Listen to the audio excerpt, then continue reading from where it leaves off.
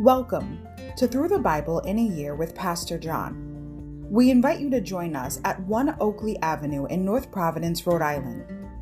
This podcast is presented to you by The Way Ministries, supported by listeners like you. For donations, live videos, podcasts, and more, please visit www.thewayministriesri.org. Thank you and have a great day.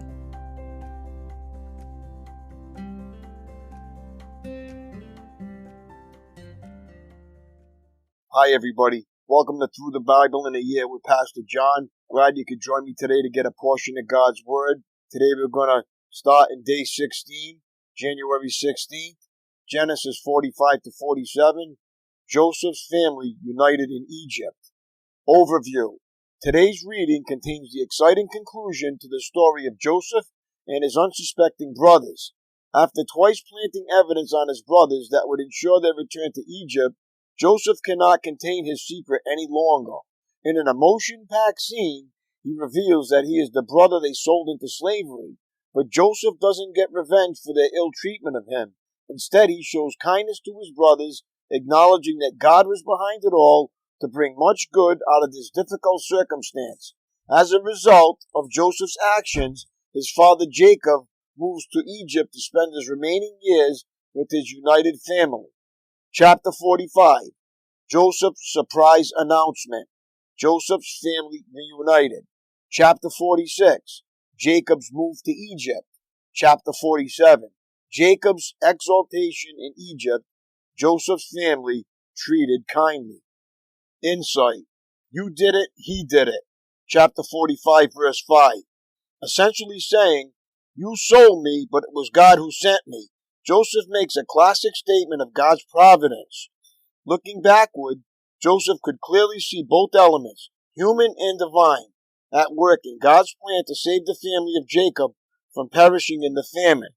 Ultimately, this was part of God's broader plan to save the world through Jesus, the Messiah, who eventually descended from Jacob's family. Insight. Why God moved the Israelites to Egypt. Genesis 47, verse 12. It is not difficult to see the divine wisdom in moving Jacob's family to Egypt, 47:1. Not only did they survive the crippling famine, but in Egypt the Israelites were also more likely to remain a separate, distinct people, for Jacob and his sons were shepherds, an abominable occupation to Egyptians, and thus a natural barrier to intermarriage. For 400 years, the Israelites would live in Egypt despite many trials, multiply into a great nation. Chapter 45. Joseph reveals his identity. Joseph could stand it no longer. There were many people in the room, and he said to his attendants, out, all of you. So he was alone with his brothers when he told them who he was. Then he broke down and wept. He wept so loudly the Egyptians could hear him, and word of it quickly carried to Pharaoh's palace. I am Joseph, he said to his brothers. Is my father still alive? But his brothers were speechless. They were stunned to realize that Joseph was standing there in front of them. Please come closer, he said to them. So they came closer, and he said again, I am Joseph, your brother, whom you sold into slavery in Egypt. But don't be upset and don't be angry with yourselves for selling me to this place. It was God who sent me here ahead of you to preserve your lives. This famine that was ravaged the land for 2 years will last 5 more years, and there will be neither plowing nor harvesting. God has sent me ahead of you to keep you and your families alive and to preserve many survivors. So it was God who sent me here, not you. And he is the one who made me an advisor to Pharaoh, the manager of his entire palace and the governor of all Egypt. Now hurry back to my father and tell him, this is what your son Joseph says. God has made me master over all the land of Egypt, so come down to me immediately. You can live in the region of Goshen, where you can be near me with all your children and grandchildren, your flocks and herds and everything you own. I will take care of you there, for there are still 5 years of famine ahead of us. Otherwise you, your household, and all your animals will starve. Then Joseph added, look, you can see for yourselves, and so can my brother Benjamin, that I really am Joseph. Go tell my father of my honored position here in Egypt, Describe for him everything you have seen, and then bring my father here quickly." Weeping with joy, he embraced Benjamin, and Benjamin did the same. Then Joseph kissed each of his brothers and wept over them, and after they began talking freely with him. Pharaoh invited Jacob to Egypt. The news soon reached Pharaoh's palace. Joseph's brothers have arrived. Pharaoh and his officials were all delighted to hear this. Pharaoh said to Joseph, "Tell your brothers this is what you must do. Load your pack animals and hurry back to the land of Canaan. Then get your father and all your families and return here to me. I will give you the very best land in Egypt, and you will eat from the best the land produces." Then Pharaoh said to Joseph, "Tell your brothers, take wagons from the land of Egypt to carry your little children and your wives, and bring your father here. Don't worry about your personal belongings, for the best of all the land of Egypt is yours." So the sons of Jacob did as they were told. Joseph provided them with wagons as Pharaoh had commanded, and he gave them supplies for the journey, and he gave each of them new clothes. But to Benjamin he gave 5 changes of clothes and 300 pieces of silver.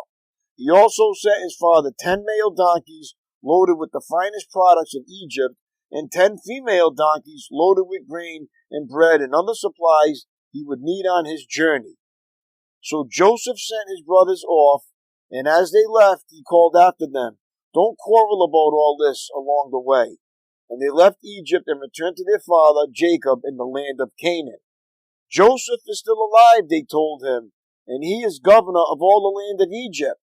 Jacob was stunned at the news. He couldn't believe it. But when they repeated to Jacob everything Joseph had told them, and when he saw the wagons Joseph had sent to carry him, their father's spirits revived. Then Jacob exclaimed, "It must be true. My son Joseph is alive. I must go and see him before I die." Chapter 46. Jacob's journey to Egypt. So Jacob set out for Egypt with all his possessions, and when he came to Beersheba, he offered sacrifices to the God of his father Isaac. During the night, God spoke to him in a vision. "Jacob, Jacob," he called. "Here I am," Jacob replied. "I am God, the God of your father." The voice said, "Do not be afraid to go down to Egypt, for there I will make your family into a great nation. I will go with you down to Egypt, and I will bring you back again. You will die in Egypt, but Joseph will be with you to close your eyes." So Jacob left Beersheba, and his sons took him to Egypt. They carried him and their little ones and their wives in the wagons Pharaoh had provided for them. They also took all their livestock and all the personal belongings they had acquired in the land of Canaan. So Jacob and his entire family went to Egypt, sons and grandsons, daughters and granddaughters, all his descendants. These are the names of the descendants of Israel, the sons of Jacob, who went to Egypt. Reuben was Jacob's oldest son. The sons of Reuben were Hanok, Palu, Hezron, and Carmi. The sons of Simeon were Jemuel, Jamin, Ohad, Jachin, Johar, and Shaul. Shaul's mother was a Canaanite woman. The sons of Levi were Gershon, Kohath, and Merari. The sons of Judah were Onan, Shelah, Perez, and Zerah. Though and Onan had died in the land of Canaan, the sons of Perez were Hezron and Hamul. The sons of Issachar were Tola, Hua, Jashab, and Shimron. The sons of Zebulun were Sered, Elon, and Jehiel. These were the sons of Leah and Jacob who were born in Paddan Aram. In addition to their daughter Dinah, the number of Jacob's descendants, male and female, through Leah was 33. The sons of Gad were Zephon, Haggai, Shunai, Esbon, Eri, Arodai, and Aralai. The sons of Asher were Imnah, Ishva, Ishvi, and Beriah. Their sister were Sarah. Beriah's son were Heber and Malkiel. These were the sons of Zilpah, the servant given to Leah by her father, Laban. The number of Jacob's descendants through Zilpah was 16. The sons of Jacob's wife Rachel were Joseph and Benjamin. Joseph's sons, born in the land of Egypt, were Manasseh and Ephraim. Their mother was Asenath, daughter of Potipharah, the priest of On. Benjamin's sons were Bela, Becca, Ashbel, Gera, Naaman, Ehi, Rosh, Muppim, Huppim, and Od. These were the sons of Rachel and Jacob. The number of Jacob's descendants through Rachel was 14. The son of Dan was Husham. The sons of Naphtali were Jaziel, Gunai, Jezah, and Shillem. These were the sons of Bilhah, the servant given to Rachel by her father Laban. The number of Jacob's descendants through Bilhah was 7. The total number of Jacob's direct descendants who went with him to Egypt, not counting his sons' wives, was 66. In addition, Joseph had 2 sons who were born in Egypt, so altogether there were 70 members of Jacob's family in the land of Egypt. Jacob's family arrives in Goshen. As they neared their destination, Jacob sent Judah ahead to meet Joseph and get directions to the region of Goshen. And when they finally arrived there, Joseph prepared his chariot and traveled to Goshen to meet his father Jacob. When Joseph arrived, he embraced his father and wept, holding him for a long time. Finally, Jacob said to Joseph, "Now I am ready to die, since I have seen your face again and know you are still alive." And Joseph said to his brothers and to his father's entire family, "I will go to Pharaoh and tell him, my brothers and my father's entire family have come to me from the land of Canaan. These men are shepherds, and they raise livestock. They have brought with them their flocks and herds and everything they own." Then he said, "When Pharaoh calls for you and asks about your occupation, you must tell him, 'We, your servants, have raised livestock all our lives, as our ancestors have always done.' When you tell him this, he will let you live here in the region of Goshen, for the Egyptians despise shepherds." Chapter 47. Jacob blesses Pharaoh. Then Joseph went to see Pharaoh and told him, "My father and my brothers have arrived from the land of Canaan. They have come with all their flocks and herds and possessions, and they are now in the region of Goshen." Joseph took 5 of his brothers with him and presented them to Pharaoh. And Pharaoh asked the brothers, "What is your occupation?" They replied, "We, your servants, are shepherds, just like our ancestors. We have come to live here in Egypt for a while, for there is no pasture for our flocks in Canaan. The famine is very severe there, so please, we request permission to live in the region of Goshen." Then Pharaoh said to Joseph, "Now that your father and brothers have joined you here, choose any place in the entire land of Egypt for them to live. Give them the best land of Egypt. Let them live in the region of Goshen, and if any of them have special skills, put them in charge of my livestock too." Then Joseph brought in his father Jacob and presented him to Pharaoh, and Jacob blessed Pharaoh. "How old are you?" Pharaoh asked him. Jacob replied, "I have traveled this earth for 130 hard years, but my life has been short compared to the lives of my ancestors." Then Jacob blessed Pharaoh again before leaving his court. So Joseph assigned the best land of Egypt, the region of Ramses, to his father and his brothers, and settled them there just as Pharaoh had commanded. And Joseph provided food for his father and his brothers in amounts appropriate to the number of their dependents, including the small children. Joseph's leadership in the famine. Meanwhile, the famine became so severe that all the food was used up and the people were starving throughout the lands of Egypt and Canaan. By selling grain to the people, Joseph eventually collected all the money in Egypt and Canaan, and he put the money in Pharaoh's treasury. When the people of Egypt and Canaan ran out of money, all the Egyptians came to Joseph. "Our money is gone," they cried, "but please give us food or we will die before your very eyes." Joseph replied, "Since your money is gone, bring me your livestock. I will give you food in exchange for your livestock." So they brought their livestock to Joseph in exchange for food, in exchange for their horses, flocks of sheep and goats, herds of cattle and donkeys. Joseph provided them with food for another year. But that year ended, and the next year they came again and said, "We cannot hide the truth from you, my lord. Our money is gone, and all our livestock and cattle are yours. We have nothing left to give but our bodies and our land. Why should we die before your very eyes? Buy us and our land in exchange for food. We offer our land and ourselves as slaves for Pharaoh. Just give us grain so we may live and not die, and so the land does not become empty and desolate." So Joseph bought all the land of Egypt for Pharaoh. All the Egyptians sold him their fields because the famine was so severe, and soon all the land belonged to Pharaoh. As for the people, he made them all slaves from one end of Egypt to the other. The only land he did not buy was the land belonging to the priests. They received an allotment of food directly from Pharaoh, so they didn't need to sell their land. Then Joseph said to the people, "Look, today I have bought you and your land for Pharaoh. I will provide you with seed so you can plant the fields. Then when you harvest it, 1/5 of your crop will belong to Pharaoh.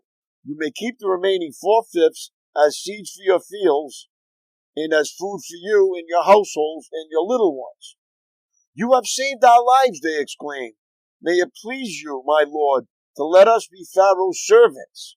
Joseph then issued a decree still in effect in the land of Egypt that Pharaoh should receive 1/5 of all the crops grown on his land. Only the land belonging to the priest was not given to Pharaoh. Meanwhile, the people of Israel settled in the region of Goshen in Egypt, where they acquired property and they were fruitful and their population grew rapidly. Jacob lived for 17 years after his arrival in Egypt, so he lived 147 years in all. As the time of his death drew near, Jacob called for his son Joseph and said to him, "Please do me this favor. Put your hand under my thigh and swear that you will treat me with unfailing love by honoring this last request. Do not bury me in Egypt. When I die, please take my body out of Egypt and bury me with my ancestors." So Joseph promised, "I will do as you ask." "Swear that you will do it," Jacob insisted. So Joseph gave his oath, and Jacob bowed humbly at the head of his bed. My daily walk. Sovereignty is a big word, but it is also a biblical concept that touches your life every day. God is sovereign. That means nothing takes him by surprise. Every experience in life, from the most pleasant to the most painful, has been allowed by God for a very special purpose.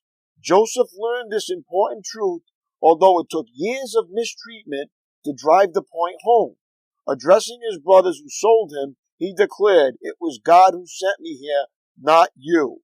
Chapter 45, verse 8. Think back over your life and select one event that stands out as a time when it appeared that God had lost control. Perhaps it was a death in the family, or the loss of a job, or an unexpected accident. Now, across that painful memory, mentally write the words "God was there."